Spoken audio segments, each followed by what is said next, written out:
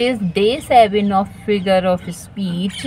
और इससे पहले हम 6 जो लेक्चर हैं, वीडियो लेक्चर कर चुके हैं फिगर ऑफ स्पीच से रिलेटेड। थैंक्स, बहुत सपोर्ट आप कर रहे हैं, लाइक कर रहे हैं इस सब के लिए। मैंने आपसे क्वेश्चन पूछा था कि pen is mightier than the sword, कौन सा फिगर ऑफ स्पीच यहाँ हमें देखने के लिए मिलता है? तो आप उसका आंसर है मेटोनमी, उसका आंसर है मेटोनमी। तो pen is mightier than sword is an example of metonymy. Metonymy figure of speech का ये एग्जाम्पल है। और metonymy is a figure of speech in which a thing or concept is called by its own name. कोई वस्तु है, कोई concept है, उसे उसी के नाम से जाना जाता है, but rather by the name of something associated in meaning. पर उसी नाम से, उसके बजाय कि वो उससे कुछ एसोसिएटेड है with the thing or concept. ठीक है, तो यहाँ पे पेन का जो है ना, पेन का जो एसोसिएशन है वो किसके साथ है? कहीं ना कहीं लिखने वालों के साथ है।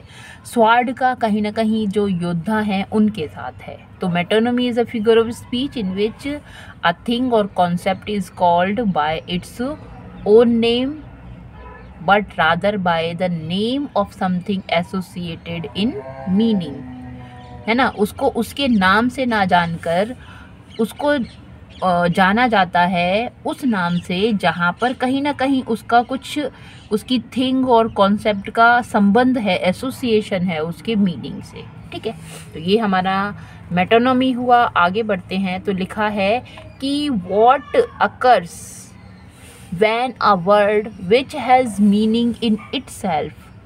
व्हाट अकर्स, क्या होता है? व्हेन अ वर्ड, जब कोई word which has meaning in itself, उसका खुद में मीनिंग होता है, but is use to present something entirely different, पर किसी और चीज़ को, है ना, क्या कहते हैं, प्रेजेंट करने के लिए बताया जाता है। एलिट्रेशन, पर्सोनिफिकेशन, सिमली या सिम्बोलिज्म।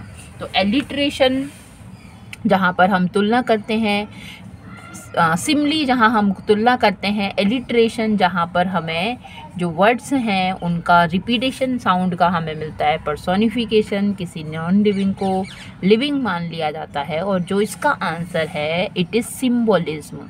कहीं ना कहीं कोई और वस्तु है ना, और हम उसका यूज़ किसी और चीज़ को बताने के लिए करते हैं। जैसे कि हमारा पार्ट्स ऑफ स्पीच है हार्ट, वो पार्ट्स ऑफ स्पीच नहीं, ह्यूमन पार्ट, बॉडी पार्ट है हार्ट, है ना, हृदय। और हृदय को सिंबलाइज किया जाता है, प्रेम का प्रतीक समझा जाता है ना। पुष्प को भी प्रेम का प्रतीक समझा जाता है।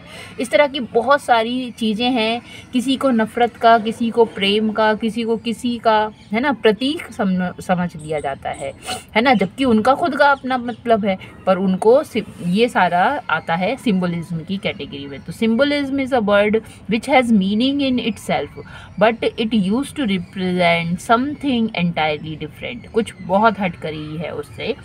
Hence option D is correct. और आगे बढ़ते हैं, लिखा है in this line from Keats poem. और क्या लाइन है? Ode to autumn. The locks of the approaching storm, the figure of speech is used. The locks of the approaching storm, है ना।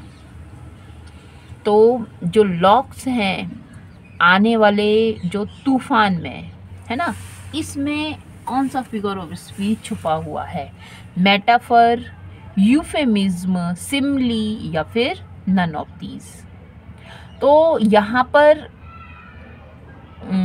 जो सिमली नहीं है, क्योंकि सिमली तो एज और लाइक ये सारे वर्ड्स तुलना हमें यहाँ पर देखने को मिलती है। यूफेमिज्म की बात करें तो यूफेमिज्म कुछ ऐसी चीज़ें हैं जो कि अच्छी नहीं है, पर उनको कहने का तरीका जब माइल्ड हो जाता है, यूफेमिज्म हम उसे कहते हैं। यहाँ पर हम बात करेंगे मेटाफर की। इस फिगर ऑफ स्पीच में हम बात करेंगे मेटाफर की, इस पोएम, इस लाइन में। तो लिखा है the locks of the approaching storm, जो आने वाला तूफान है उसके जो लॉक्स हैं। अब कहीं ना कहीं इसको मेटाफर किसी और की जगह यूज़ किया गया है ना, उसे मान लिया गया है लॉक्स, ठीक है। Metaphor figure of speech is used in this line. Metaphor making a comparison between two unlike thing without using the word like और देन। तो दो अनलाइक चीज़ों में इसका कंपैरिजन होता है, पर बिना यूज़ किए लाइक और एज इन वर्ड्स को यूज़ किए बिना ही कंपैरिजन करते हैं, ठीक है। The locks of the approaching storm. आगे बढ़ते हैं तो लिखा है the figure of speech used in tossing their heads in sprightly dance in daffodils is. अब यहाँ पे क्या है, टॉसिंग देयर हेड्स सिमली है, मेटाफर है, पर्सोनिफिकेशन है या फिर हाइपरबल है। वो जो यहाँ पे जो डैफोडिल्स की बात की गई है ना, विलियम वर्ड्सवर्थ की ये बड़ी ही फेमस पोइम है। टॉसिंग देयर हेड्स, अपने जो हेड्स हैं, अपने सिर हैं, उसको क्या कर रहे हैं, वो जो फूल हैं टॉस कर रहे हैं, ठीक है। बड़ी ही अच्छा ये फिगर ऑफ स्पीच हमें दिखाई दे रहा है। तो जो हेड्स हैं वो ह्यूमन बीइंग्स के होते हैं, ना कि फूलों के, ठीक है। और टॉस करने का भी काम वही करते हैं। तो ये जो फिगर ऑफ स्पीच है, इनको पर्सन की तरह सब ट्रीट किया जा रहा है, तो इसलिए यहाँ पर पर्सोनिफिकेशन हमें दिखाई देता है। The use of their heads in the line tossing their heads in sprightly dance indicate that the figure of speech personification is the attribution of a personal nature or character to inanimate objects or abstract notions, है ना, जो abstract है, जिन्हें देखा नहीं जा सकता। Simply is comparison of two unlike things using as or like। Next हमारा जो क्वेश्चन है, it is a figure of speech in which there is an exaggerated statement not to be taken literally is. तो exaggerated जो statement है बढ़ा चढ़ा कर कहा जाता है, not to be taken literally, वास्तव में ऐसा नहीं होता है ना। जैसे कि डैफोडिल्स में ही वो एक ही नज़र में हजारों लाखों फूल देख रहे हैं, तो वास्तव में तो नहीं ऐसा हो सकता है ना, मगर फिर भी वो कहते हैं ऐसा। तो बढ़ा चढ़ा की बात कही जाती है। तो ये जो बढ़ा चढ़ा की बात कही जाती है ना, तो यहाँ पर हमें यूफेमिज्म दिखाई देता और ना ही सिनकदकी, और ये कॉलेज तो कुछ अलग ही है, कॉलाज। ये यहाँ पर हमें फिगर ऑफ स्पीच हाइपरबल दिखाई देता है। तो लिखा है figure of speech in which there is an exaggerated statement not to be taken literally is hyperbole। जबकि सिनकदकी जो है वो फिगर ऑफ स्पीच है in which a part is made to represent the whole। एक छोटा सा कोई पार्ट यूज़ किया जाता है किसी होल को बताने के लिए, और वाइस वर्सा उसके अपोजिट। जबकि यूफेमिज्म जो है माइल्ड है, लेस डायरेक्ट वर्ड है। कोलाज ये एसेम्बलेंस है। कॉलेज यहाँ पर लिखा है, कॉलेज इज़ एन एसेम्बलेंस, है ना।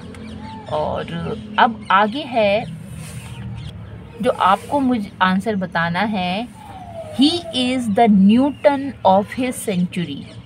कौन सा फिगर ऑफ स्पीच इसमें छुपा हुआ है, he is the Newton of his century. इस आंसर के साथ नेक्स्ट लेक्चर में हम मिलेंगे। Thanks for watching it, thank you.